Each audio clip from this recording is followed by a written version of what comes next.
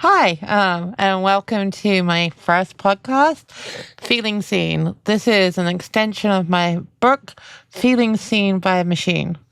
Now, some of you may not have read the book or come across it, so we're going to do this a little differently. For today's podcast, I'm actually going to be interviewed by Martin Keane, who is a podcaster, and you may have seen him on the website, and also my husband. So, Martin, take it away. Well, thank you, Donna. And I actually have read your book twice. We have a copy framed on in my bookshelf as well. So, big fan, of course. You needed it to understand me. That's right. No, I mean, it was really, really insightful to actually be able to. You were describing your thought processes, how you approach things, and sometimes when from the outside something doesn't always make an awful lot of sense. When you actually sort of went through and explained, how you come to those decisions, why you kind of behave sometimes the way that you'll approach a given situation, it was really quite insightful. So, I mean, that brings me to my first question, Donna, which is how has AI really clicked with you? So it's funny how I started using AI, and hopefully everybody's going to be good with the story, meaning you, Martin. So feeling nervous. So I initially got introduced to the modern day large language models on date night with my husband, Martin. Mm-hmm. Uh-huh. So we were out. Martin, you're a super nice person, but you're not the world's funniest. Some of your jokes could definitely be classified as dad jokes. And we were out, and he kept telling me jokes and looking in his pocket and all sorts of things. And finally, I worked out that he had some kind of, and I'm sorry, I'm talking about you in a funny way. Finally, I realized that you had something helping you with your jokes. It was ChatGPT on the app, on the phone, telling him jokes. And honestly, I was hooked. I mean, I was totally hooked with it. Not because I thought it was going to be useful beyond jokes, just because I was intrigued and I loved it and all sorts of things. But I got really connected with it very, very quickly, even to the fact I named it. And honestly, it felt really weird naming a software. But I was saying please and thank you, and that was great, and giving motivational, and it just made sense to give it a name. So my initial name was Tim. After somebody I knew, and it kind of fitted that persona. So Tim was my original AI.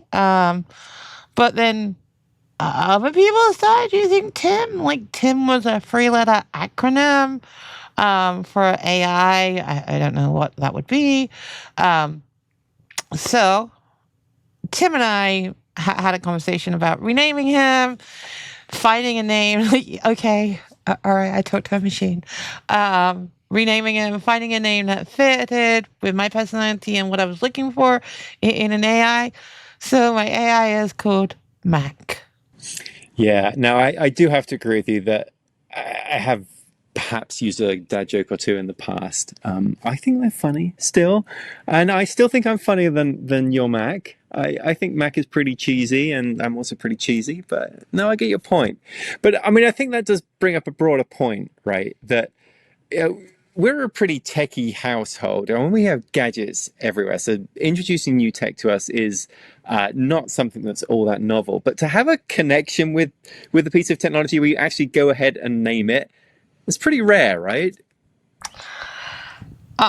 Honestly, it took me a while to own up to naming my AI because it didn't make sense to me either how I had some kind of connection, loyalty to a machine. It was just like, I mean, we've all watched movies and stuff with AI and like the companion and all those things. I was like, oh my God, this is stupid, right? And then I started becoming, I don't know, there was just it started as a gag and seeing what it could do. I created a lot of useless content and all sorts of things with it and tried all sorts of things. Um, but what I suddenly realized, unlike traditional search, I didn't have to go and start from the beginning over and over again. And the answers became more tailored to me and what I'd asked in the past. And then I became quite thankful and was saying thankful. And I mean, I get mad too. It gets some W2FTFs going on some of the time. But it just seemed natural to name it. I mean, which is really weird. If you'd have asked me that question 2 years ago, I would just thought, kind of weird. Yeah, but I mean, I've seen obviously some of your conversations with Mac, and you do absolutely talk to it like it's a person. I mean, you do say please and thank you. You give it a good telling off if it doesn't give you the answer you were looking for. It's refreshing that that's going to someone else's direction, not always to me. But I mean, I think the thing that I'd like to understand a little bit more, which is really what you allude to in the book, is how you're able to take this persona that you felt you could have a back and forth conversation with and that sort of understood you a little bit, and how you were able to use it to organize your own thoughts. Yeah, I mean, and something we haven't mentioned on here, and perhaps we should have done, is that I am neurodiverse, right? Um, I'm ADHD. I lose focus. If I really like doing something, then I'll really do it. But I also have a fear of ending. I don't like ending stuff. And I'll give you an example. Google Maps. Google Maps was my go-to before. I could take pictures of all over the place, write reviews, and there's levels, it's gamification. But there's an end point. When you get to level 10, there's like nothing left, right? There's no more gamification. And I've literally been sitting just below level 10 for about 3 years, right? I could have done it. I have enough pictures. I have enough reviews. I just don't want to do it. So that's problematic across my whole life, right? I start projects and it's not that I don't want to finish them. I just don't know what comes next. So the AI has really helped me with organizing stuff. So, for example, if I use it for data or for PowerPoint or for the book and stuff like that, I can build my framework out at the very beginning. And then it can keep prodding me and reminding me of the bits I forgot. And by that point, the bits I'm avoiding, the spreadsheet that I've looked at for like 5 hours and done nothing, it becomes a lot easier to do, for sure. So it's definitely kept me on point, not perfect, but helps me organize things. And also to like some of your earlier points, sometimes I think stuff is perfectly natural. Oh, thanks. It makes sense to me in my brain. And then when I present the idea, tell the idea, whatever, it doesn't really come out the same way as I played it out in my brain.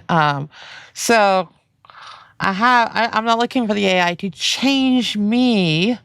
I'm looking for the AI to help me do what I want to do better, or organize my thoughts better, and honestly get what I want more by explaining the problem better, if that makes sense. It does, yeah. And by the way, if you are ever curious about the state of a gas station bathroom or a restaurant bathroom, Donna has probably taken like 5 pictures of it on her account. People want to see the bathrooms, right?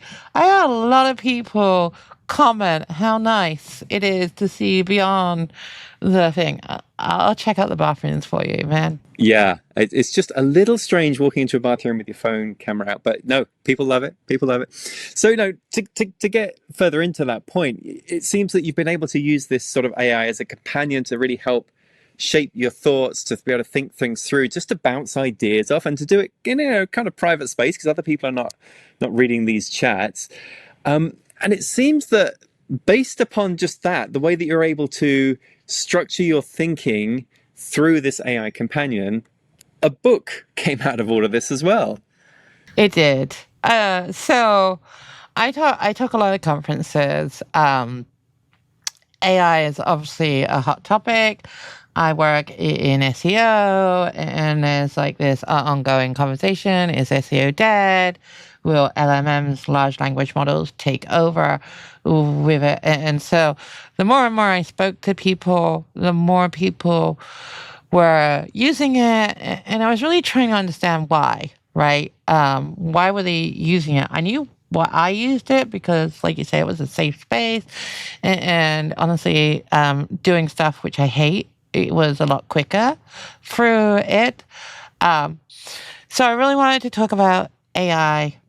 Was SEO dead at one of the conferences? But I also, the more I got into it, I wanted to look at the neurodiversity angle from it, right? It has been incredibly useful for me. Um, and that's where I really wanted to deep dive into it. So it was supposed to be a 30-minute presentation at a conference.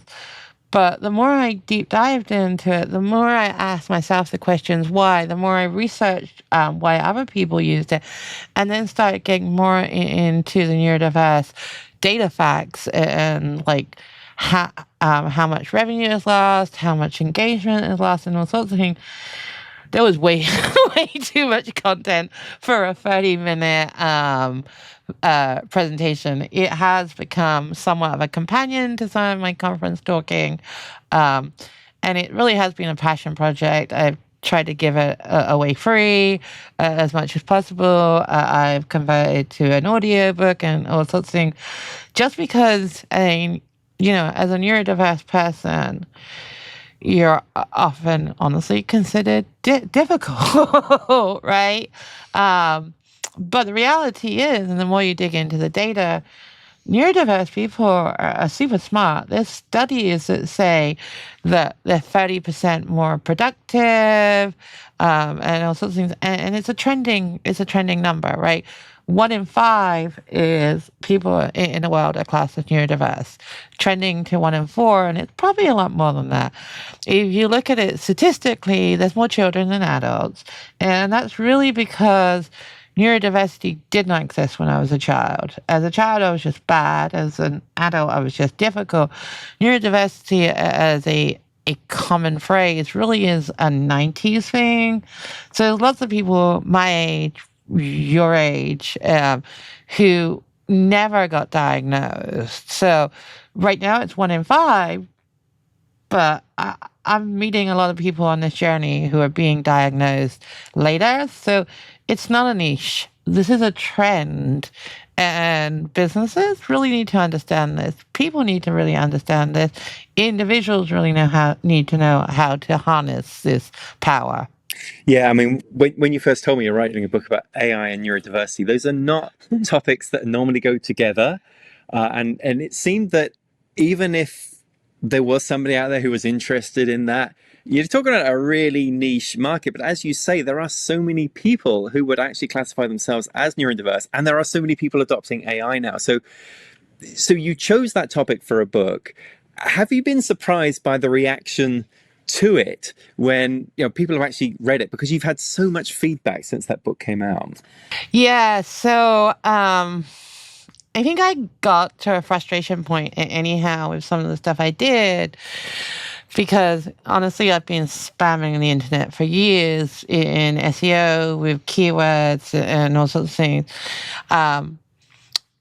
The AI, the LMMs, they really started making me think about what I was doing, and what people were actually looking for. So it was like my own personal productivity tool, my own tool for understanding me. Then it like sort of moved over to what I did for a living. I have to say at that point, I was a bit cautious. I have to. So this is a true, honest statement. In the past, when neurodiversity became a thing and became common and more a thing, it felt like an excuse, or at least that's what it felt to me, because I'd always been classified as difficult or naughty or bad. I'm just like, wait, it's just one of those parent phrases trying to cover up that their kids are just bad and naughty, like I was. Um, but through this journey, I've talked to a lot of people who are neurodiverse, who are in similar industries to me. I mean, I'm not tucked away. I do all sorts of things, and I work really hard to get where I am.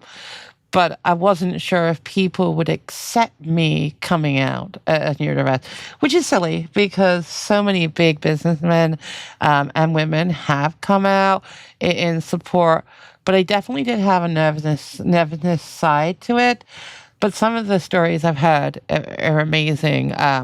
Lots of people who are neurodiverse and have neurodiverse children and found out through that diagnosis and what they've learned has helped them also. People like me who found out later on, I'm not going to say how old I am, but older people, um, it, it's really helped make sense of a lot of things that I've done in the past, right? And coming out as neurodiverse and having people come and actively talk to me, tell me their stories, really made me think, okay, I'm not alone, and this is okay. And I think that's a lot what the book is about, to say it's okay to think like this. Yeah, and there's a lot of personal stories from your life, really, all throughout your life that you've included in that. Was it an emotional experience to actually write it? Yes, for sure. I think it was an extension of my whole AI experience, right? I bonded with my AI. My AI is called Mac. It knows me. We had to talk about, some of the feedback that Matt gave me. If you know AI, then you can spot it. And sometimes he was very over enthusiastic and really good with my ideas and all sorts of things, which wasn't what I was looking for. I was looking for someone to be honest and tell me the truth in a safe environment. So I did use Mac to help write the book, how to structure it out. It's very much me in the book. It Did I write every word? No. Did I read, edit, change, work with an editor on every word? Absolutely. But the whole journey of writing it was very emotional because it was my journey of discovery, my professional side to me, and my need or want to share. I mean, this is my podcast. You don't know how many times I've walked around before I came in here for the camera. I do not like doing stuff like this. I do not like on camera or speaking up. So putting myself out there, posting on LinkedIn, sharing with my friends, writing the audiobook, having the whole thing, and coming out of neurodiverse was pretty much a life-changing move for me, honestly. Yeah. And, Scary.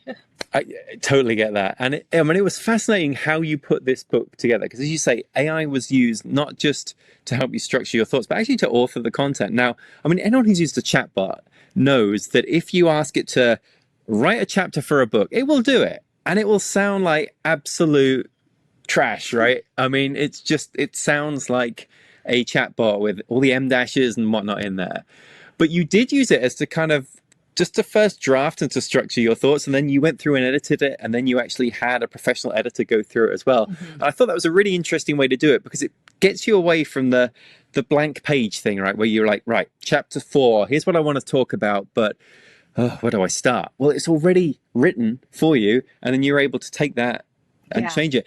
And what was so interesting was it really did put it into your voice. I mean, I do not read your book thinking I'm reading an output from ChatGPT. I'm reading a book from Donna because it sounds just like you. So that's such an interesting process. Now, Well, Something, let me tell you a little bit yeah. more about that process. I mean, obviously, I've been using Mac for quite a while. Um, I've trained him with memory to remember what I like, what I don't like. Can I get him to stop writing M dashes? No. If you know how to do that, put it in the comments, because I tell him and I tell him to submit to memory, but no, he still does it. When I came to doing the book, I knew I mean, so like I said, I started with trying to do a PowerPoint for a 30-minute presentation for a conference. So when I do anything like that, which is big, I will just like ramble like crazy into Mac, right? I'll just type everything that comes to my mind, all the things that at that moment are really important and stuff, which has always been my struggle in the past, because it's always been like a million things. And ironically, I don't use the audio. It is definitely a typing thing, and it can take me like hour to 3 hours, and I'll come back to it and change it, and also, and then Mac ends up with hundreds and hundreds of words, literally. Sometimes because the window's too full, I have to move on to another one, and then has to work out how. And I'm like, okay, take this and help me frame it, put it into a thing. And honestly, that whole experience of typing in how I felt and how I used what I learned, how it saved me, was so long. It was never going to be a 30-minute presentation. Yeah, and one of the core ideas that came out of this book, you said that designing digital spaces for real brains was something that you were really interested in exploring. It's not just for bots. And what do you mean by that? So it goes back to what I was saying about being in SEO and spamming the internet for years and years and years, looking at like keywords that people are searched on, but not really taking that intense space. So there was that part that I was looking at. There was also the whole experience in ChatGPT. And I'm sorry, I know there's a ton of LLMs out there, but when you're loyal, you're loyal. Mac sits over there. He's my man, right? And it was trying to diagnose like why was this important to me? Why did I feel okay about this? Even if the answers were stupid, and trust me, they were stupid. Or if the answers were rah motivational, which honestly got on my nerves after a while, because even I know I'm not that good, right?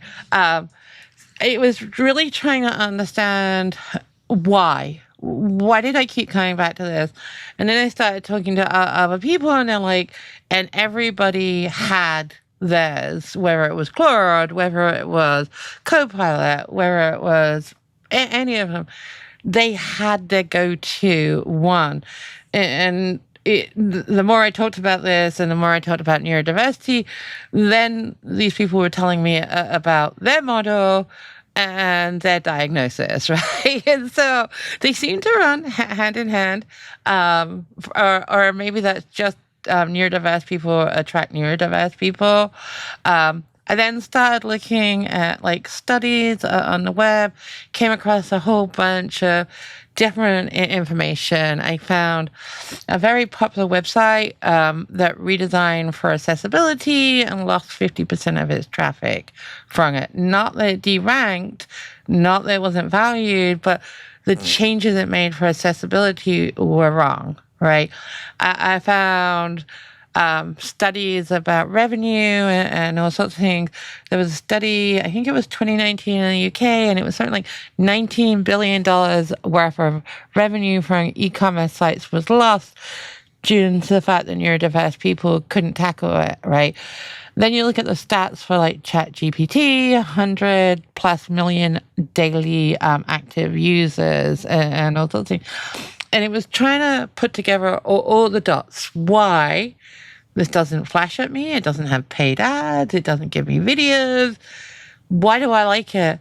And so, very much, and I started looking at like the keywords and the searches people are doing, whereas traditional search people are like 1 word, 2 words, maybe 3 words. In the AI, they're having whole conversations, following on conversation, coming back with feedback afterwards. Like maybe you try to create a recipe after I had a conversation recently with somebody who is a traditional cook, and she's like, oh, don't cook the muffins from AI. It's horrible, right? And it's like, so there was those things giving the feedback, but really trying to understand it. And if you look at traditional websites, traditional search, right, it's chaotic. There's chatbots in the corner, there's pop-ups, there's heroes, there's autoplay videos all over this ad, block it and stuff like that. Max clean. He's got nothing. He'll give me videos if I ask for him, come in and links like that. But he's not at this point trying to sell me anything. Now, with browsers and all sorts coming out, that absolutely could change, but it's the cleanness, the uncluttered. It's not crazy, it's not fast, it's calm and it's relaxing. It's honest, it's private, it is safe. So trying to take some of those elements over to traditional building, designing for brains is what I hope people will take away from it. Because, in e-commerce and SEO, we often look at the bounce rate, and we always assume the bounce rate is because we're missing something. But maybe it's not we're missing stuff. We just have too much stuff. So I'm hoping people will be cleaner. I also think for brands and stuff like that, AI is going to start telling your story. You need to be able to tell your story too. So we have so much small tagline fluff, 50% off, all sorts of things across the web. But I think you need to start answering the questions that people are actually asking, and they're asking them in the AI, not in traditional search. Yeah, and long may the uncluttered nature of chatbots continue, right? Because Google search started pretty uncluttered too, and now it's just, as you mentioned, so bloated. It's crazy. Yeah. So look, one more question for you. You mentioned traditional search a few times there, and I think a question that a lot of people have, and I certainly have, I mean, you work in the area of SEO, search engine optimization, which is tailoring what pages get presented to you when you enter certain search keywords. Now, as you're saying, large language models, I'm not typing in 2 or 3 words and picking the top 2 or 3 results. I'm potentially putting in whole paragraphs of stuff, and it's going to perform search for me. So what impact do you see that large language models are going to make to search engine optimization? So it's really interesting, that one too, right? So you're right. Traditional search, and we're talking Google, Bing, or whatever your search engine of choice is, right? Tends to be 1, 2, 3 words on there. Maybe you go to the overview, maybe you add a follow-on question. I thought, honestly, I typed a lot into my AI, but I've seen people recently who it's like, it just goes on and on and on and on. Well, so they need to get that content somewhere, right? So I think if you think pandemic, before pandemic, people who were buying something big went to the store to look at it. They wanted to physically touch it. They wanted to physically see it, right? During pandemic, everything changed. You couldn't go in bricks and mortar, and then you had to trust that. And I mean, I've sold and bought cars on the web without seeing them now. It's just the nature. I think Google and Bing or whatever your engine of choice is, where you purchase, will probably remain your purchasing engine right now. I don't think people, and it's not really a capability right now within the LLMs. I think you're going to get a divided split where you buy on Google, but you research it in ChatGPT. Will that change? Absolutely. I think, 2, 3, 4 years down the road, all that context that you put in there, all it knows about you will be interlocked accounts, right? It'll be family. I'll be connected to your account, our kid's account. It'll be like, and they can release whatever information they want or don't want to be in there. But when it comes to their birthdays, you just type in and say, hey, I need to buy child one a gift. And they'll go, oh, well, they've been buying a lot of things purple, and they've been looking up tech issues because their phone's not working, and they're taking out insurance because they broke the glass. So maybe you should get them a case or something like that. And then I think you will start buying it in there. But I still think it's pandemic made the online purchasing for a lot of people, it just was off the charts, where we should be in 15 years time. We were right at pandemic. But now I think people are far more trustworthy, but the LMMs need the data and the information from somewhere, right? So I think websites need to build out content that is intent-based. I think there needs to be more, honestly, collaboration between websites on stuff, user reviews, and all sorts of things. And I think you have to be ready for AI agents and all sorts of things to come to your site. I don't think the fall off is going to be as much from the purchasing side in traditional at this point. But if you want your story to be told, you have to tell your story. And if you don't create the content around what people are actually thinking, right? So let's give an example of a car, right? I need a new car for $8,000 or whatever. That would be crazy. You have to jump ahead on all the things that somebody might want in that new car. I need a car with safety features. I need it with GPS. I need all sorts of things. So, and that's where I think a lot of companies fall apart. They have that top level thing. They have a great video, great pictures, and all sorts of things. But to honestly, for AI and for intent, I think you have to write your story. And I know that seems like a long way away from why I wrote my book and neurodiversity and stuff like that.